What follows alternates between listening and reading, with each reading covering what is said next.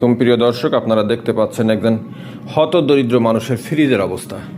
তার অভিযোগ, সে গরিব মানুষ, তার কিছু নাই আর নাই। এই যে দেখেন, এই যে একজন গরিব মানুষের ফ্রিজে কি এত কিছু থাকে?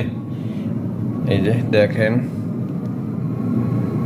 ভেটকি মাছ, ইলিশ মাছ, চিংড়ি মাছ, তারপরে এই যে মেগা সাইজের তেলাপিয়া,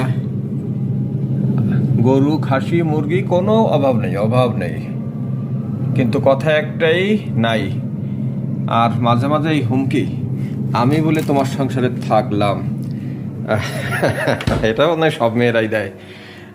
আমার দাদি, আমার মা, আমার বউ, আমার মেয়েও এটা দেবে, বলবে আমি বলে তোমার সংসারে থাকলাম। বিষয়টা আসলে ওরকম না। আমরা পুরুষ মানুষ যারা ভালো, আমরা বলে তোমাদেরকে রাখলাম। অত্যাধুনিক ফ্রিজ। এবার অল শোকেসের মধ্যে কি আছে একটু দেখাই। এই যে খুলেই দেখালাম, এই যে গ্লাস।